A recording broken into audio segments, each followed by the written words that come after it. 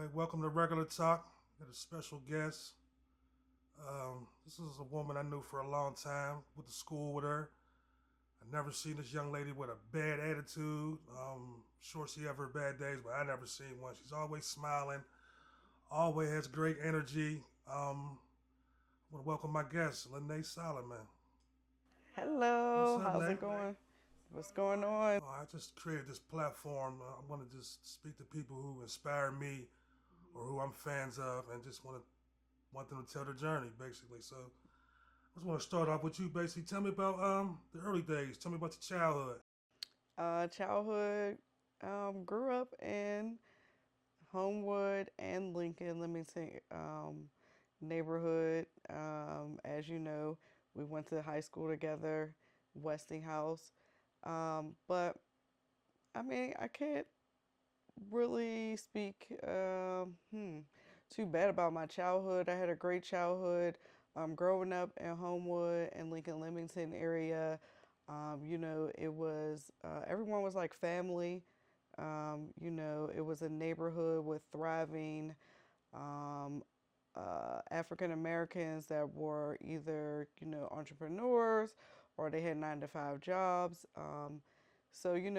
Now fast forward, our neighborhood's a little bit different, but growing up in our neighborhood, I just remember having fun, and there was always activities, or something for us to do. How were you as a student?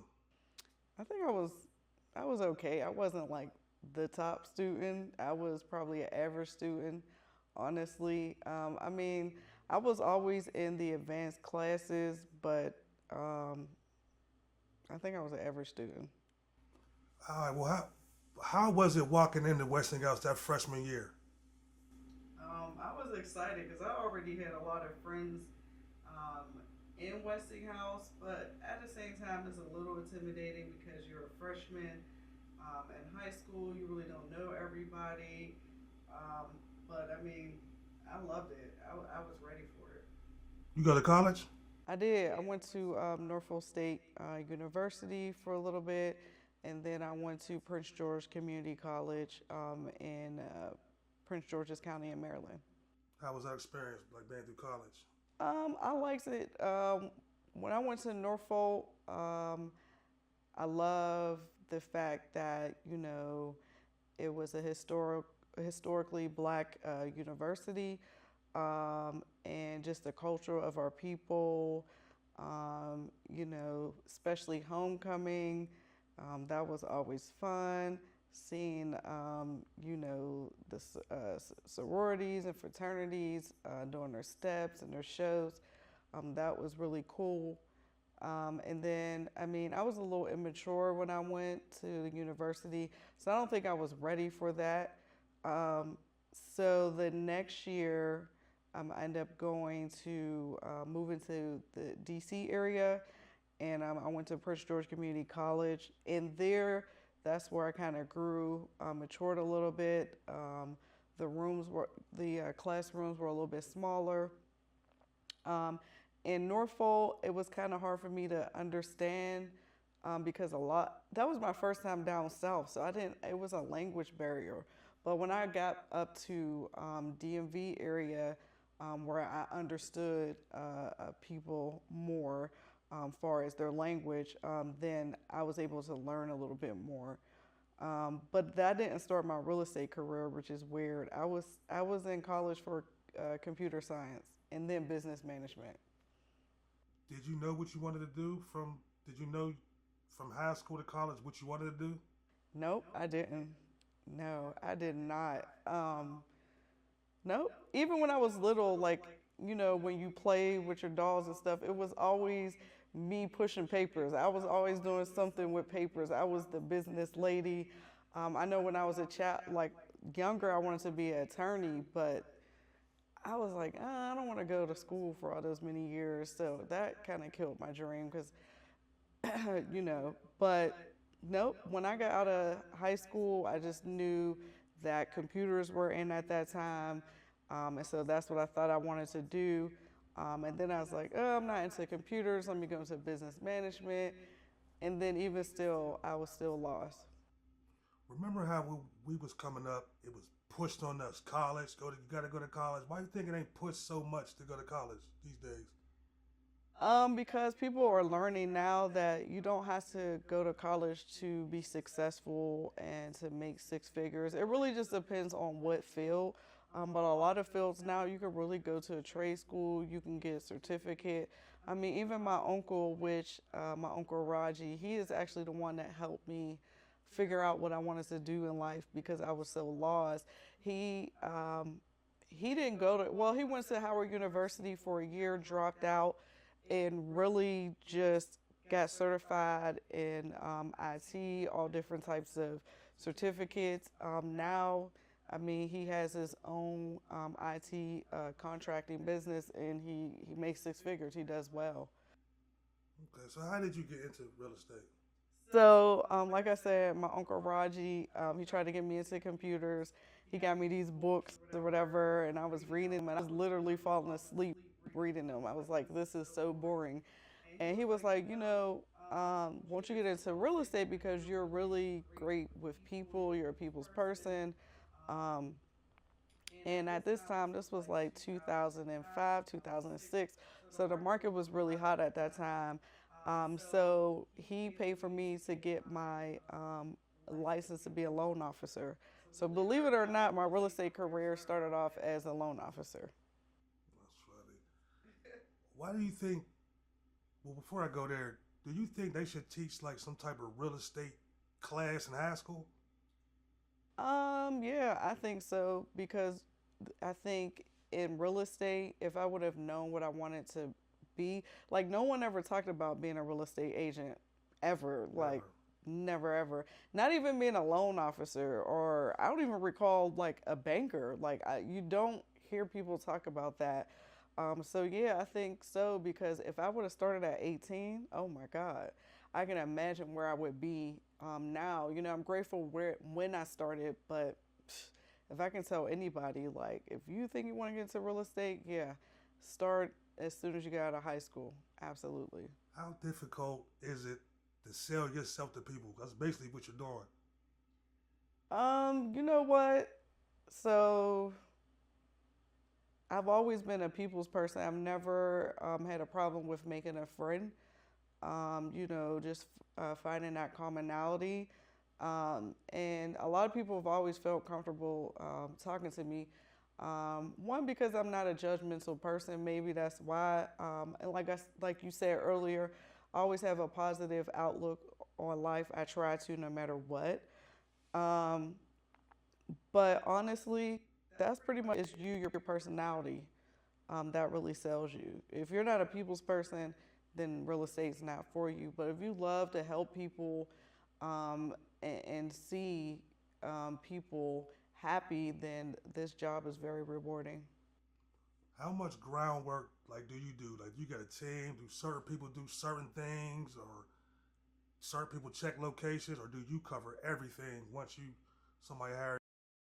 Yeah, so once someone hires me as a real estate agent, um, you know, honestly, no longer are the days where, when it comes to residential, let me just start there. When it comes to someone looking for a home, no longer are the days where people had to come into a real estate office and the realtor had to look through a book or only had access to the MLS. Um, you know, um, the game has changed. Everybody has access to what's on the market. You have Redfin, you have Zillow, you have Realtor.com.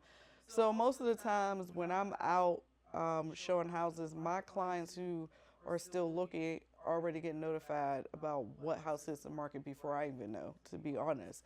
So it really is my personality. It's also my negotiation skills. It's also being able to do a comparable market analysis just to kind of figure out what is a fair offer price to the seller. Um, but other than that, yeah, I pretty much do everything else. When it comes to commercial, I do actually have to do research, actually have to drive around and find locations for my clients. So that's the difference between the two. But at the end of the day, yes, I do everything. My goal is to eventually have an assistant, um, but I have not reached that goal yet. All right. Should that be everybody's plan to buy a house? Because I hear, you hear some people say, "Man, I don't want to be caught up in no 30-year contract, or I'll be dead by the time the house is paid off. I'd rather just pay rent." Like, should that be everybody's plan to buy a house? It really just depends. I mean, it's not for everybody, to be honest. Like, this is what I say, for those who don't maintain their rental property. I mean, I'm talking about the property that you rent. I mean, so um, I also work for Wave, um, which is an agency where we help renters, and then we help them um, get prepared to purchase a home. But in that process, we are teaching our clients about cleanliness. We're teaching them about maintaining the yards and things like that. So, for example, I grew up in Leamington Heights. As you know, Leamington Heights, you had gardens. People had gardens. People took pride. My grandma Robinson, she had a whole garden. She had tomatoes, you know what I mean? She had cabbage, things like that. Back then people took pride of their property. It doesn't matter if they was paying rent or not. But so those who don't want to take on those responsibilities to fix things, to plant a garden, to take pride of your landscape and your property, updates and things like that. No, you should remain a renter. For those who do want to do little things like I want to have a garden, I want to have a backyard with a bodega in the back or something. I want to purchase a home and do renovations and or even just know how to unclog a toilet. Little things like that tells me that you are ready to purchase a home. You will be a responsible home buyer. But if those are the things that you don't want to do, then I recommend you just continue to be a renter. So payment wise, you get an upfront price and commission, or you just get commission? We get commission.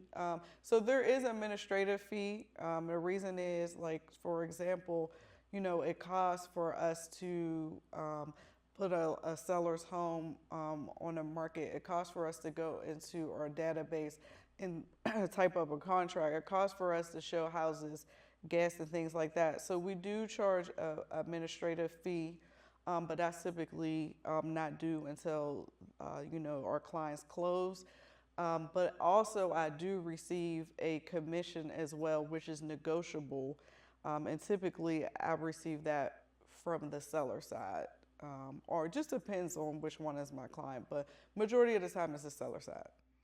Okay, so when you ride past these areas, just say I ride past the Belmore Gardens and I see it's not even a house, it's just a land, let's say 30 acres for sale. It's the same process like buying a house? You gotta go through that same process? It is, but you also want to get someone to survey the land, to see if you have to do different soil tests and things like that, just to see if the land, you are able to build on top of it. It's a lot more detailed, but yeah, it's pretty much the same. It's just that you want to make sure, just depending on what you want to do with the land. So let's say, for example, you want to build a space with commercial on the bottom. You have to make sure where your piece of land is zoned for commercial as well. So those are the things that that are important when you're purchasing land. Okay. I always see you with the open houses, which I gotta get to one. But like speak on that. I know it's so much information and just speak on the open houses. So open houses, when I started my career off in real estate, that was how I built up my clientele. So I would host open houses for other people's listings because I didn't really have any listings at that time. And that was just a way to market myself, and also market the home that our brokerage was looking to sell. But I think open houses is a good way for anyone that is thinking about buying to come in, see what the market is about, see how much house you can purchase or afford that has maybe a 3 bedroom, 2 bath. So I always advise my first time home buyers before they actually hire a real estate agent, get out there, get familiar with the market, and visit open houses. Could you speak on that? The first time home buyer, just for people who don't know how to. Yep. So first time home buying workshops. We are having a big home buying event, Life Venture by Choice Homes. You can go on lifeventurellc.com and register for our home buying fair that we're having. But we're going to teach you the whole process from the beginning to the start. I'm sorry, from the beginning to the end. So we're going to have all parties that are involved, meaning we're going to have a real estate agent to talk to you. We're going to have a title attorney. We're going to have a home inspector. We're going to have insurance, home insurance, and we'll also have a lender. And the reason why we do that is because we want you to know um, one, what are all those parties' duties to you? What's your right? And you know, purchasing a home is pretty stressful. It's like a roller coaster. So knowing who is on your team to help you get to the finish line is the most important thing. Knowing which role each person play is also important too, because when you have questions that come up, you know which one to reach out to. Why do you, when we ride down, let's say Homewood or even Lincoln or Wilkesburg, and you just see so many abandoned houses? It's so sad. So since the 80s, a lot of people have um, left Pittsburgh and moved to other states and cities.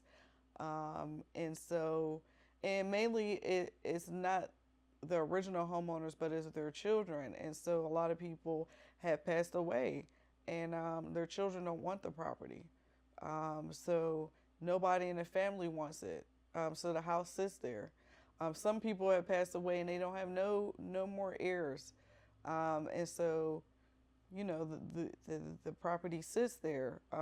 So the problem is, you know, the land bank, they're trying to acquire these homes, um, renovate them, and sell them to those who want to live in the neighborhood instead of, you know, investors, which I do understand that part. But yeah, that's pretty much the problem. They're trying to get clear title for a lot of these vacant properties because, like I said, a lot of these people pass away, and their family members don't want the home, or they just have any more heirs. I want to transition to something too, and I see you with your little ones. How's motherhood? Motherhood is good right now. My sons are in Florida with their dad, so you know we're splitting time with the boys. But other than that, love motherhood. I have 3 boys, 6, 5, and 3. Yeah, they're awesome. Very busy. Keep me busy. Actually, they're my reason. They're my why. You know, um, because I want my children, at least one of them, to get into real estate. I think my older son, he's definitely going to probably be some type of architect, something with building. Maybe a developer, but he loves to build. Very detailed. My middle son, he likes to draw, so maybe he might be an architect too. My younger baby, he likes to fight. He might be the boxer in the family. But yep, I love it. Never thought I would have children, and now I have 3. I'm still like, I'm a mom. Like, Mhm. I still go through that phase. How's it? Let's say post 40. We ain't gonna put an age on it, and just like seeing, you know, how you and your girls grew, whether if it's like with Kia or Tiara or you know what I mean, etc. How's being, you know, post 40? I love being 40. I'm 43. I'm cool with that. I love it. You know what I mean? I still get the young boys hollering at me, so you know. But I love being 43. You know, the older I get, the more confident, the more I get to know myself. I love where I'm at. I'm really happy with myself. I love where I'm at as far as in my career. Me and my homegirls, we still party like we party when we was in high school. You know, And you know, I was gone from Pittsburgh for like 20 years, but when I came back, it was like I never left. So it's still on. I know you said your goal. What's your ultimate goal of My ultimate goal is, you know, I definitely want to own. I want to have a portfolio of about 150 doors. What that means is it could be a apartment complex with 150 apartments, or it can be 150 single family homes. But that's my retirement plan. I want to receive residual.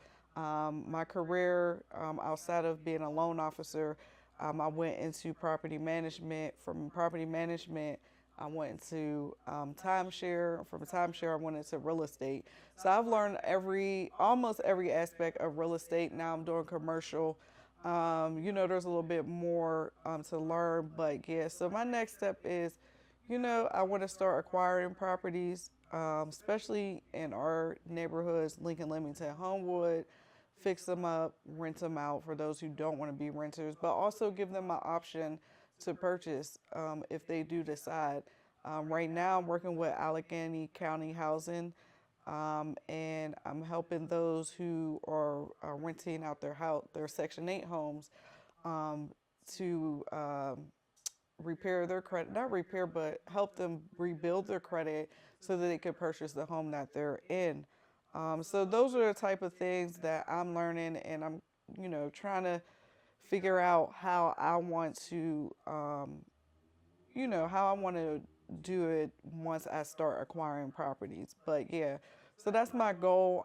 Everybody's asked me, why do you not have your broke license? You know, everybody likes the title, but the responsibilities behind being a broker is a lot, and I feel like there's still a lot for me to learn before I become a broker. Because I want to make sure any of my agents under me, if they have questions, that I've had the experience to be able to assist them, no matter what, you know, what it may be. Hey, I really appreciate you. You're gonna have me drop a tear, man. I appreciate you for coming through, man. It's great to see where you're going. I look forward to see where you're going, and just appreciate you coming through, man. Taking time out to come chop it up with me, man. Wish you nothing but the best. Absolutely. It's been a long time, and so I had to make it out to see you. Say no more, man. Appreciate you.